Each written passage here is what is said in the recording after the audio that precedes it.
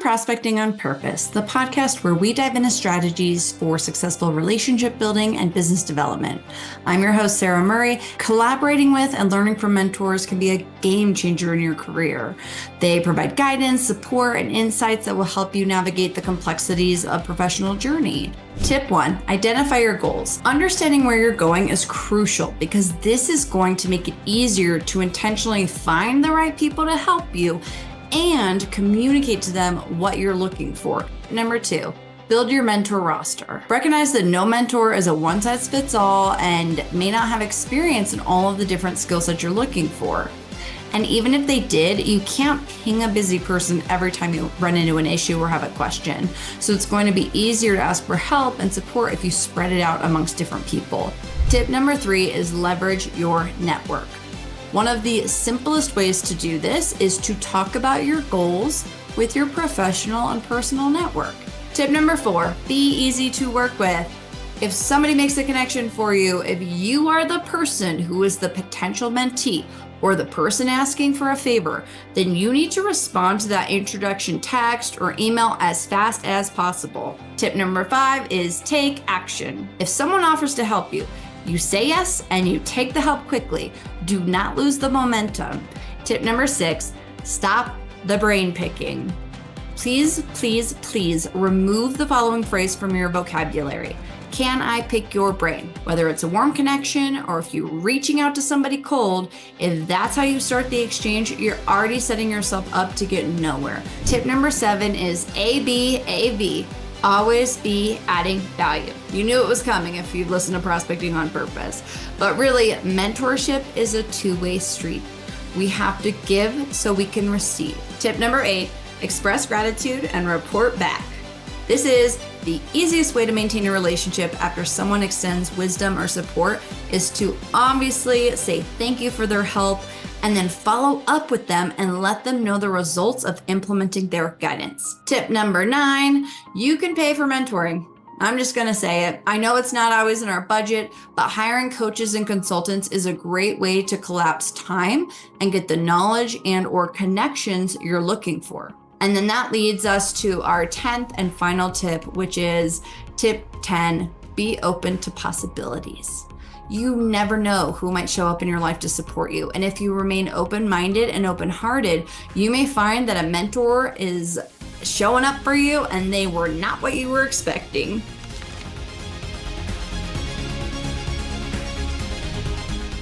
And the best way to build out a high caliber network is to be a connector.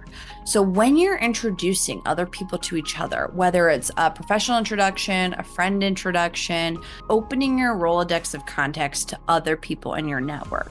So you're viewed as someone who's thoughtful, someone who cares about other people and their businesses and their goals and their personal lives. And the ultimate way that we add value to others is to establish connections that basically builds other people's businesses or impacts their roles in whatever that looks like. So if we're helping other people achieve their goals, that is the ultimate emotional bank account deposit. That is the best way to ABAV, always be adding value. So the biggest piece of advice that I can give to become a good connector is to express genuine interest in others and everyone you meet. So you're asking, what are their goals? What skills and strengths do they have? Or what are they looking to build? So you're kind of building this memory bank of different things through your different contacts. And if you don't have a strong memory, find a way to document some of these high-level things that they share with you. So if I'm doing an in-person meetup, I'll usually give both parties a heads up. Like, hey, I'd love for you to meet my friend Stacy. She lives in the same neighborhood as you. She's an executive assistant for so-and-so, and she might be able to use your travel business when she books trips for her boss. And then I'll give Stacy the same heads up. Hey, Linda's a travel advisor. She's a great contact for you. If someone takes this time to introduce you to someone in their network, they're essentially vouching for you. They're putting their reputation on the line. with you. So treating it with respect and continuously find ways to be that person for others. That is going to be a secret sauce in your business development efforts, secret sauce in feeling comfortable asking for help when you need it. And this web of connectivity is really the asset it's something that's really hard to measure because it's limitless opportunities for revenue and growth and connection with others. So being a connector is one of the biggest tools in our arsenal to really establish ourselves as experts in our industry, experts in our space. I think this is the true feather in the cap of a strong business development person is the ability to connect others.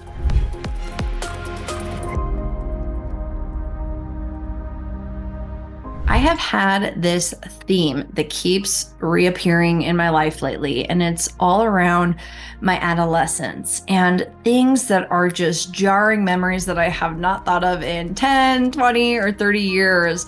And it has been really fascinating to see the parallels between my interests and passions as a child and how they're showing up in my career. And also looking at the people who influenced me growing up and how those values have translated into the professional that I am today. I recently found a card box, and I barely remember doing this, but apparently I saved every card from my first communion, which I think happens around age 7, all the way up to my high school graduation.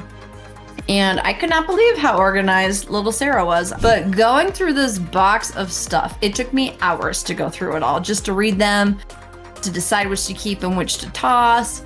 There were some tears from, letters from my grandparents who are no longer with us.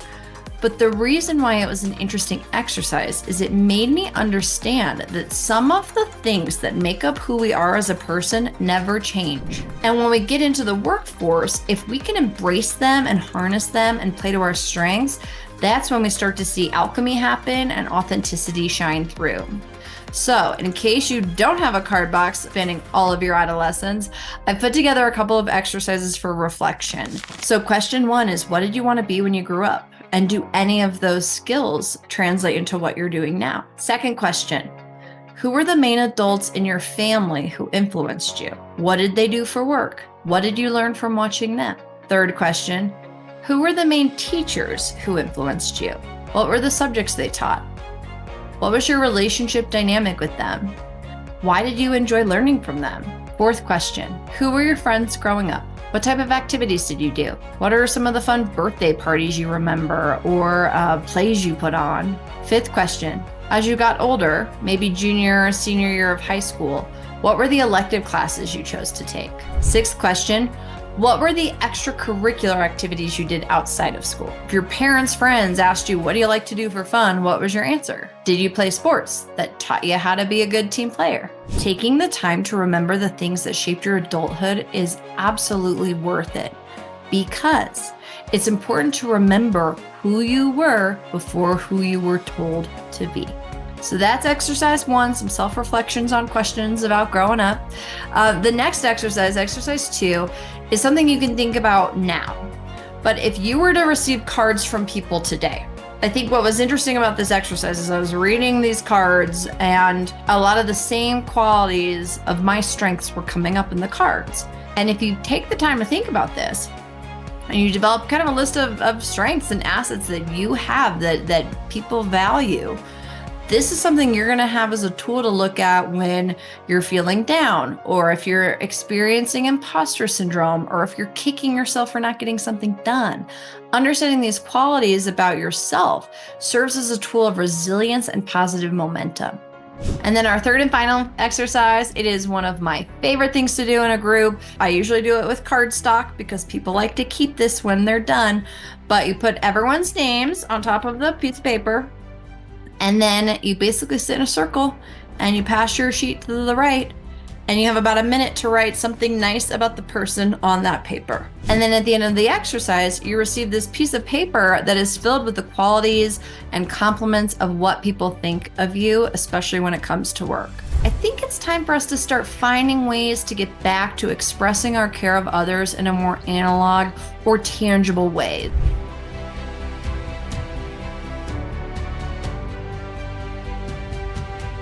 I'm going to share a story of a negotiation that I was really thrusted into in my personal life, but there's about 6 really awesome takeaways that came out of it.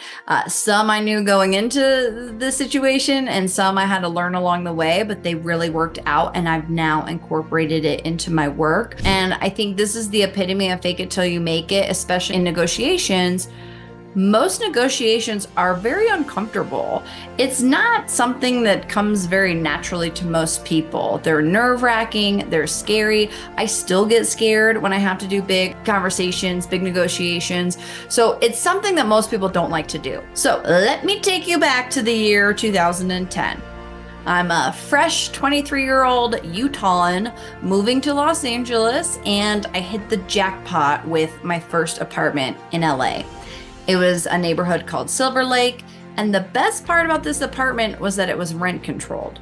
So if you're unfamiliar with the term rent controlled, it essentially means that certain jurisdictions, certain areas of a city, the landlord cannot increase the rent more than a certain percentage. And over the 9 years that I lived there, that neighborhood became pretty poppin', very, very in demand. So 2019, my landlord notified us that she was putting the building on the market. And I started cleaning out my closets. Like, I knew there's no way we'd be able to stay. And the building sold quite quickly. And then month 3, I got the phone call from my new landlord. So the first lesson is to really, you don't have to respond right away.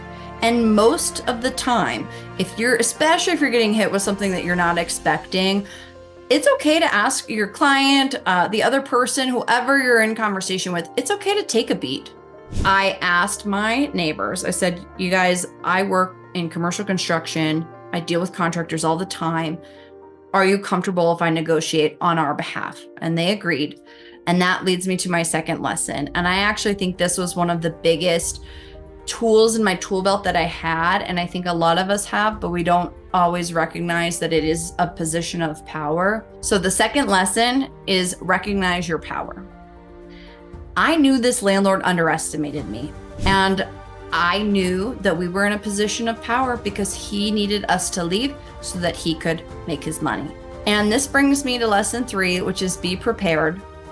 I did not put a ton of time into this, but I did write out a script. It fit on 1 page of what I wanted to say. I had talking points. I had facts. Lesson 4 is remove distractions. I had turned off all of my notifications. I had 2 phones at the time. I fully turned off my second phone because I wanted to focus on this call. This was the most important thing to me at that moment. So I call the landlord and I go into my script. That brings us to lesson 5. I had a base number prepared of where I wanted to land. I knew he was not going to agree to $35,000. I intentionally asked for a number higher than what I was expecting so that I had somewhere to go if he said no, and it worked out perfectly. So the last and final lesson I want to leave us with is when you have to have difficult conversations like these, where you have to call someone that you're just really uncomfortable or you're dreading calling, I always like to plan a little something to look forward to afterwards. Be confident, know your value, and try to have fun with it, because you never know, you might get $25K and get to move to the beach.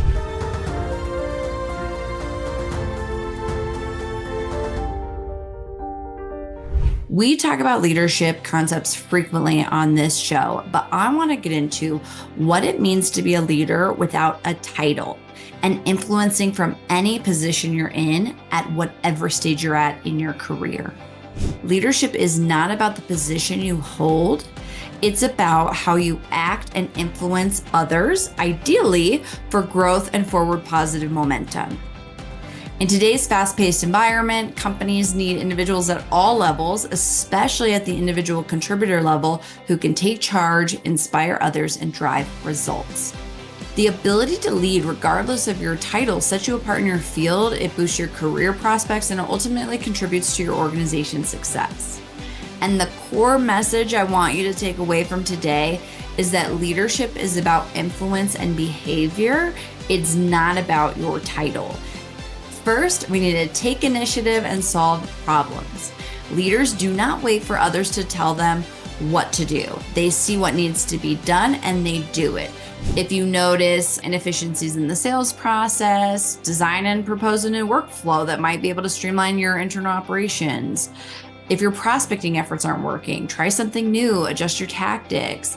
When we're facing a challenging market, victim and whiners aren't leaders, people who solve problems are. And so if you're giving feedback about a process that isn't working, don't just complain about it not working, come prepared with ideas for how to fix it. Our second point here is to communicate effectively and inspire others. Great leaders are great communicators. They articulate ideas clearly, they are good listeners, and they know how to motivate others. So practice being concise, persuasive, and empathetic in your communications. The third thing that we need to be good at is the ability to build and nurture relationships. Leadership is fundamentally about working with people. So if you can focus on building strong, trust-based relationships with colleagues, clients, and partners, that's going to be always worth your time investment.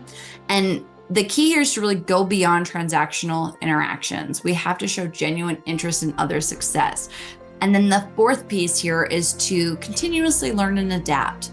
The best leaders are always learning and evolving. They know that they're never done. They've never reached, their destination. They're never there because they know it's an evolving process. True leaders know they're never going to be perfect. Continuous improvement in all areas of our life is really what differentiates people who impact others and those who stay stagnant. And so just to wrap up our key takeaways here, leadership is about behavior and influence, not titles. Take initiative to identify problems and propose solutions as opposed to accepting the status quo. Hone your communication skills to inspire and motivate others. Build meaningful relationships that go beyond transaction, it has to be genuine, and then commit to continuous learning and adaptability.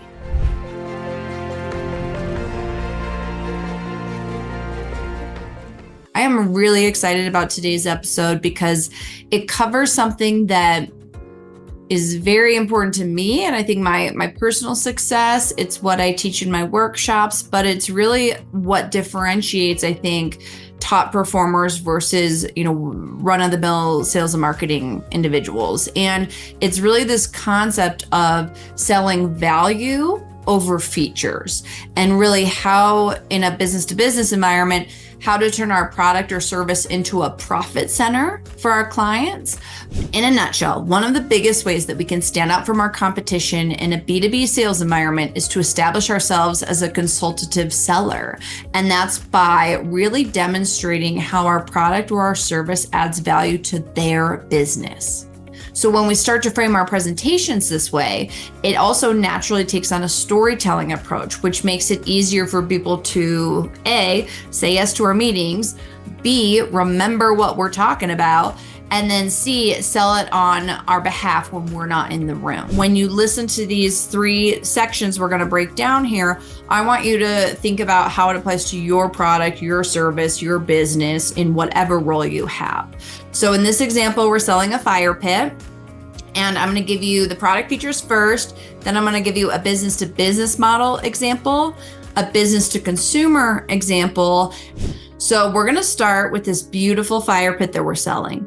And this fire pit is made of a weatherproof material. It's made out of concrete. So it's a really beautiful architectural design. It's available in a black or a stone finish.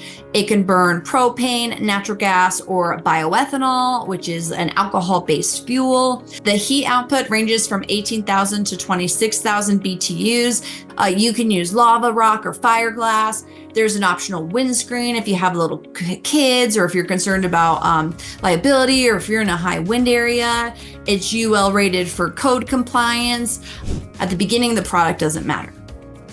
And if we can shift this to how it's going to impact their business or their lives first, then everything else in the sales cycle becomes much more seamless. So here are two examples of how we can sell this fire pit. And I'm going to use a couple of product facts here, but I'm going to weave them into a business model conversation. In a B2B environment, we're going to be selling this fire pit to a hotel. Hey, Mr. Hotel owner, This fire pit is going to make you money because it's a marketable amenity feature. You're going to be able to advertise it on your website. So when people are deciding between you and a competitive property, they're going to see, hey, this property has fire pits. In a B2C environment, let's say we're selling this fire pit to a homeowner. Hey, Mr. and Mrs. Smith, when we first connected, you mentioned that you're revamping your backyard patio. To truly differentiate yourself from your competitors, you need to start thinking in this lens. How is it impacting their business? How is it impacting their lives? So here are 4 steps to help you identify how to lead with this mindset. So step 1, I recommend you just brain dump everything you can think of around your product or your service. Step 2 is to identify all of the stakeholders. Think about all of the different people who will be interacting with your product or your service. What are their roles? And then step 3, ask yourself, or if you don't know these answers, maybe ask your client or your end user these questions, but start to think of motivations or business specifics for their specific business and jot down for each of the stakeholders. And so then now we have our 3 different lists going. We're going to start to match up the features and benefits and how they impact which stakeholder and why. In the end, you may have many lists. So to summarize, focus your conversations on how your product makes your client money or saves your client money. How does it positively impact their business or their lives? This comes first, product comes second. And then the 4 tips to start doing this are brain dump everything, identify the stakeholders, reflect and understand their client's business or their life motivations, and 4th, match up those value messaging to the appropriate stakeholders, and then start to shift your conversations accordingly.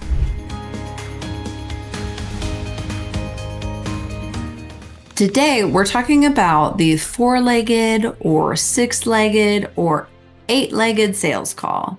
This is where 2 or more people team up to present to a client or a prospect together, hence the leg count. But here's the thing.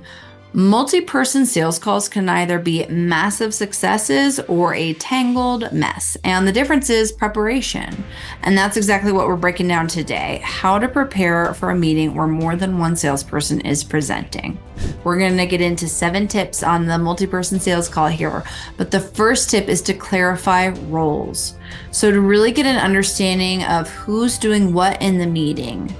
So think about it this way. If everyone's speaking over each other or they're trying to make the same points, you lose focus, you lose coherence. It looks like you have 2 quarterbacks on the field at the same time. It's really key to play to each other's strengths. So in my past experience, I am not an engineer. And oftentimes, if I knew there was going to be very technical questions, I would bring in my technical colleague, and then I would almost view my role as the translator between the technical person and my client and their projects and their priorities. Preparation here is making sure everyone knows their lane. And if it doesn't make sense to have a certain teammate in the meeting, it is appropriate to ask them to step down. Tip number 2 is to plan ahead. Coordination. Once you understand your roles, it's time to sync up on the details. This may sound simple, but the pre-meeting alignment is crucial to making sure that everything flows smoothly and that you show that you have your act together. That really leads us to tip 3 is when we're putting together our agenda, what is the actual goal coming out of it? So tip 3 is to be very intentional. That won't surprise anyone if you listen to this show. We must be intentional on the goal that we are collectively as a team working towards. Tip 4 is that we are allowed to share our roles and the agenda with our client. So when you hop on a call and there's 4 teammates and 1 customer, I suggest doing a quick round of introductions. Tip number 5, now that we have a plan, we have alignment, communication during the meeting with our colleagues is helpful.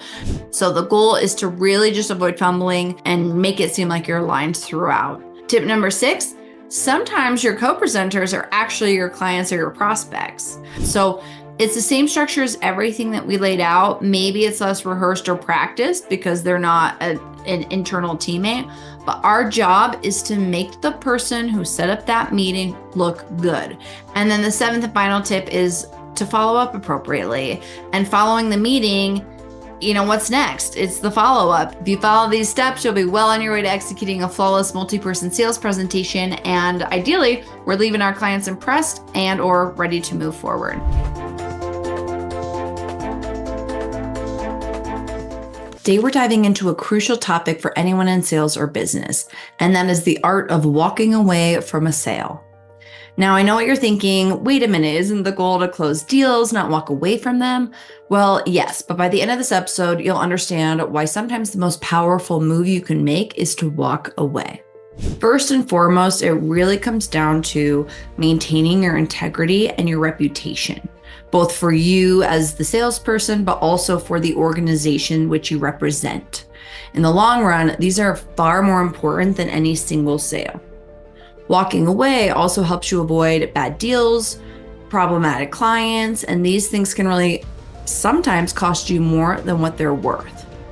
It can strengthen your negotiating position by showing that you're not desperate for the sale. And perhaps most importantly, it demonstrates confidence in your product or service, and you're demonstrating that you're a consultative resource for your client, even if it means saying, my product isn't a fit for you right now for this opportunity. If the client is making unreasonable demands, they're not maybe going to be an appropriate partner, there's a misalignment of values or expectations, your reputation and brand can take a hit, you might find yourself stressed out and heading for burnout, it may result in financial losses from unprofitable deals, potential legal or ethical complications, and then there's the opportunity cost too, the time and resources you waste on a bad deal that could have been spent on better opportunities. So now you've decided to walk away. How do we do it without burning bridges?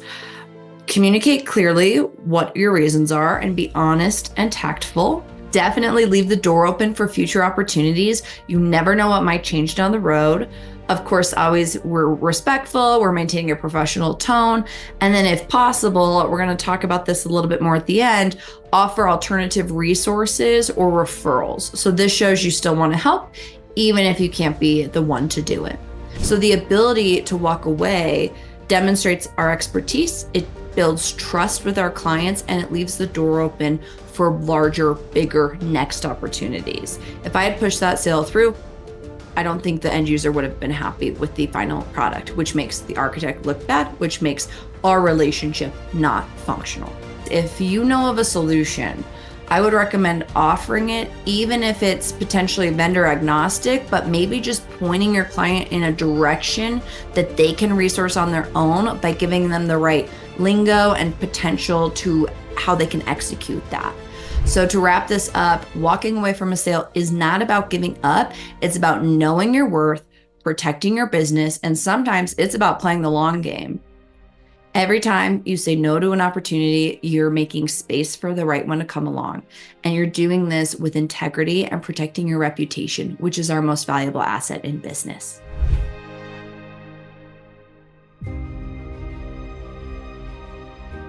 Today, we're diving into a crucial topic, handling negative feedback at work and turning it into an opportunity for growth.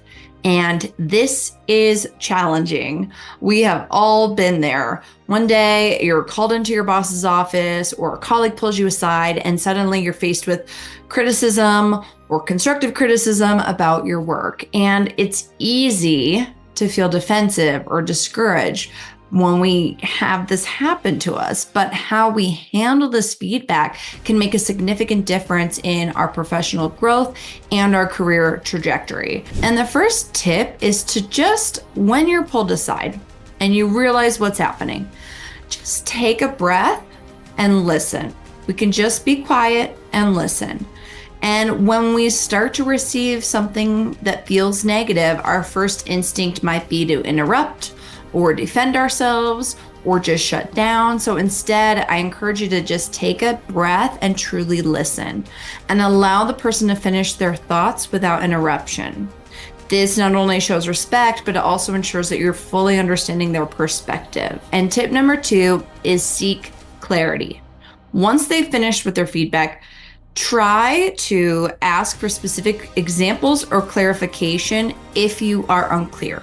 So you might say something like, can you give me an example of what types of details you may have expected to see? Or could you please elaborate what you mean by that? This helps you understand their perspective more thoroughly.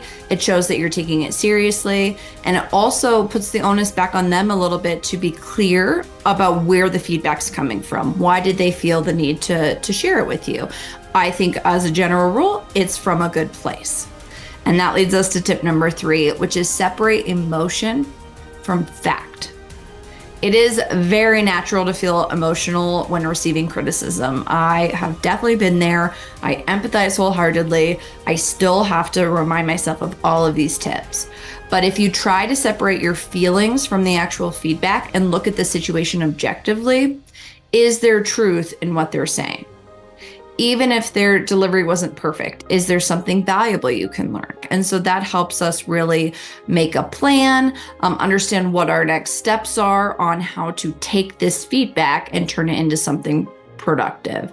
And so really do your best to separate the emotions from the facts. The 4th tip is express gratitude. And this may sound counterintuitive, but thanking the person for their feedback can really go a long way. It demonstrates maturity and willingness to grow. And it could be something as simple as, I appreciate you taking the time to share this with me. Your perspective is valuable. And then tip number 5, so you've received the feedback. Let's develop an action plan. Once you've really processed it and sit with it, think about how you can use this constructively and then develop a plan to address the issues raised. So this might involve setting new goals, changing certain behaviors, acquiring new skills. And if this is necessary, you might want to share your plan with your boss to show them that you're committed to improvement. And then tip number 6, follow up. So after some time has passed, don't be afraid to circle back with the person who gave you the feedback and really share the changes you made and ask for their thoughts. This shows initiative and a genuine desire to grow. And remember, while negative feedback is sometimes difficult to hear, it's often a gift in disguise. It provides us with an opportunity to see our blind spots and improve in ways we might not have considered on our own. And the key is to approach feedback, especially if it's coming from left field, with an open mind and a growth mindset.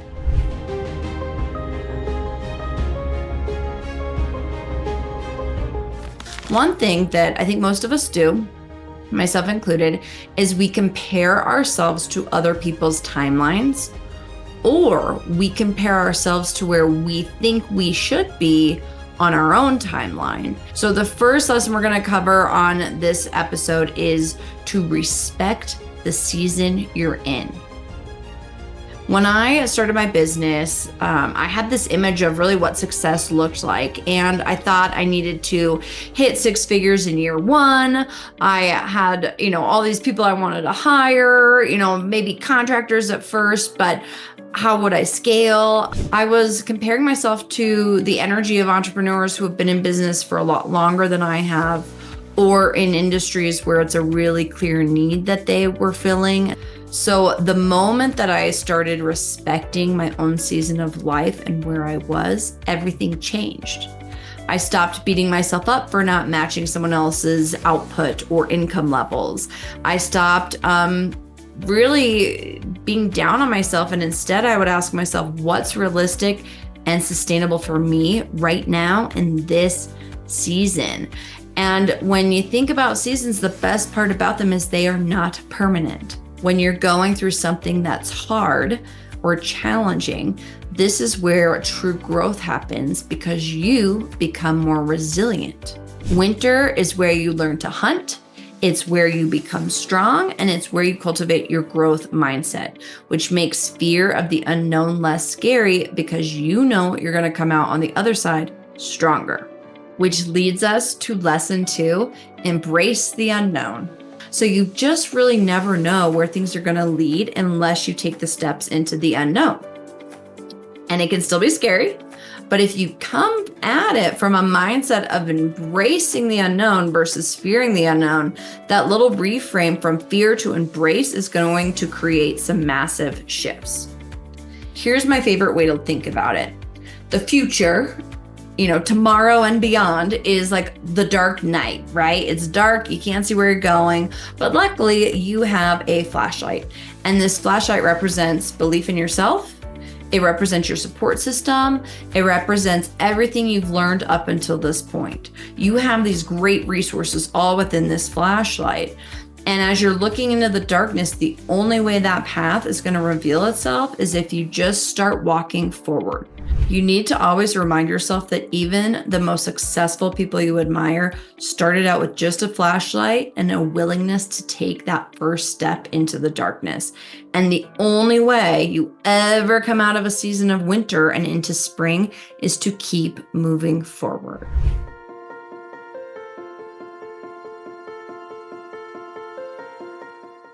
Today, we're diving into 2 lessons that have absolutely transformed my business, and that is the power of networking and the art of asking for help.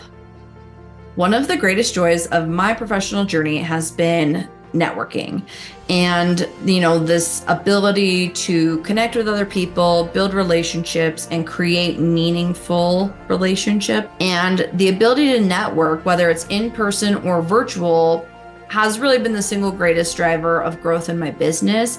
And I'm not just talking about revenue growth, I'm talking about opportunities, collaborations, friendships, the type of support system that keeps you going during seasons of winter. Networking at its core is not shaking hands or getting business cards or connecting with people on LinkedIn. It's about building genuine relationships. So you're able to ask people for help, and in return, they're able to ask you for help. And the way you do this is to consistently show up in spaces where your people gather. Quick example here. I travel a lot for my business because I truly prioritize and value face-to-face interactions. I think that that's where business works best. And a main way to do this is to go to trade shows in the industries that I want to work in and where my clients are going to be and where the people I want to work with are going to be and where my past and future network is built. Networking in person is really planting the seeds for future success and giving you the opportunity to deposit emotional bank accounts into your network.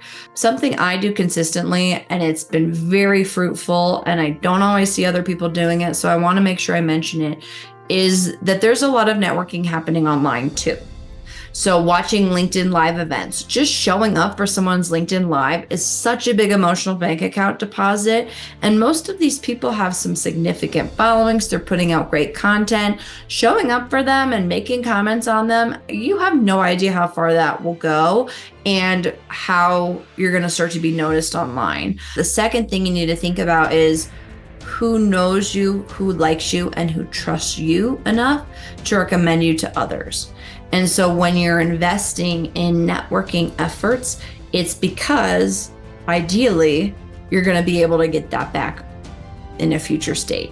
And you have to do it with sincerity. Asking for help and accepting help is not a sign of weakness. It's actually a superpower. And the reason that networking is a non-negotiable for me is that it collapses time. If I am confronted by something that I've never done before, and when you're building a business or starting something new, it's pretty much every day, all day, you're getting hit with stuff that you've never done before. You get really good at asking for help. No one is self-made. Every successful person has had help along the way, and ideally, they feel confident in asking for it. So do not assume that other people are doing this all by themselves. They are not. They are asking for help. And so what I've really learned about asking for help is that it shows wisdom, not weakness. It creates opportunities for collaboration. It allows others to showcase their expertise. It builds stronger relationships. It helps us practice active listening. And then it also models behavior that helps other people feel safe in asking for help too. There is an art to asking for and accepting help effectively. You want to be specific about what you need, respect people's time and expertise, show genuine appreciation, be willing to reciprocate, and then ideally actually implement the help you receive. The other part about asking for help is that sometimes people will proactively offer to help you. And if you want their help, say yes and jump on it. So when you are asking for help, you're not just receiving support, you're giving someone the opportunity to share their knowledge and expertise. This web of connectivity is really what's going to collapse time, make you stronger, make you more of a resource for the people in your network. And then it overall just helps us grow as professionals, which is something that I think everyone's striving to, especially people who listen to podcasts.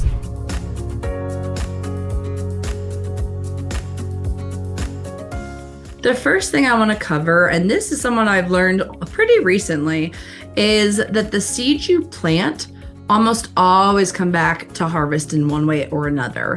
So every action you take, no matter how small it is, has the potential to yield results. And it's really easy to get discouraged when you put time and money and effort and risk into something and you don't see the results or they don't turn out as expected. Your future self is going to thank you for those seeds that you're planting today. And then the second thing we're going to cover for this episode goes hand in hand with planting seeds. And it's really looking at every mistake as an opportunity to learn. And if you're not making mistakes, you're probably not stretching yourself hard enough. And this is really where true growth happens, is in this time of discomfort. I make mistakes all the time, literally at least once a day. Some are big, some are small, but the ability to reframe a mistake as an opportunity to grow and almost sometimes have like a sense of humor about it, this is where real resilience is built. And I will tell you, it's a much more peaceful way to live and operate both in life and business. Once you start making mistakes and you realize that you can really work through anything and figure things out because you've done it before, maybe not that particular situation, but you've done problem solving, you've gotten through things, it becomes really easy to embrace the unknown because you have enough data points to know that you were able to use your resources to work through it and learn from every mistake. This simple practice is pretty transformative. It's never losing if you're learning, and then every failure, in quotes, is just feedback, and it's guiding you towards better decisions and better strategies in the future.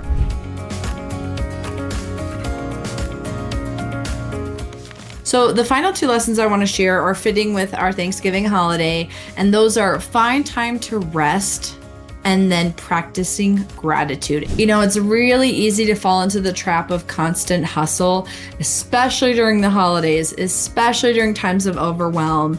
There's a lot coming at us all the time. And so this particular concept of taking the time to rest, if we don't do this, it almost works against us and it's counterproductive, because when you start to rest, this is where your brain consolidates information, your body has the opportunity to repair itself. Ideally, creativity flourishes because you free up some space for new ideas to come into your brain.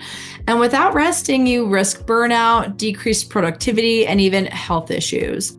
And so if you're not looking at rest as like a luxury or being lazy or selfish, but if you start looking at it as a really crucial part of your success strategy, because that's where ideas are going to flow, you're keeping your body healthy and so on. If it's part of your success strategy and we're more intentional about it, I have learned to not view rest as a luxury or a way of avoiding something or being lazy or being selfish. If you have, other people depending on you, sometimes it can be hard to take that rest without guilt. But if you reframe this as taking the rest is allowing space for new ideas to come in and to disseminate all of the information that's been bombarding you, then if you can look at it as a part of your success strategy and be very intentional about your rest and your recharging, then it becomes a lot easier to take that rest guilt-free. So the last lesson we're going to cover, of course, is the power of gratitude. And this is one of the most transformative. And as we approach Thanksgiving, it's the perfect time to reflect on this practice and really how it can change your life. And this is not new information for most of you. Practicing gratitude is backed by science. It improves mental health. It boosts happiness. It enhances our physical well-being. Oftentimes, if you make a mistake, if you didn't close a deal, what can you learn from it? What can you be thankful for, the takeaway or the lesson? And then move on and course correct for next time. Something lately that I've been noticing is that when something doesn't go the way I thought it would, it either comes back to fruition, 6 months later. Gratitude helps me appreciate each milestone, no matter how big or small. It allows me to buy balloons for myself to celebrate the 100th episode, because I want to celebrate these wins and be grateful for the incredible support system that I have. So from my clients, my listeners, my team, my family, my friends, it is nice to pause and look at all of the good in our lives. So to wrap up our episode, we are letting ourselves rest and recharge. We're doing it guilt-free because it's part of our continued growth and evolution and strategic planning for ourselves, and we're embodying gratitude all along the way.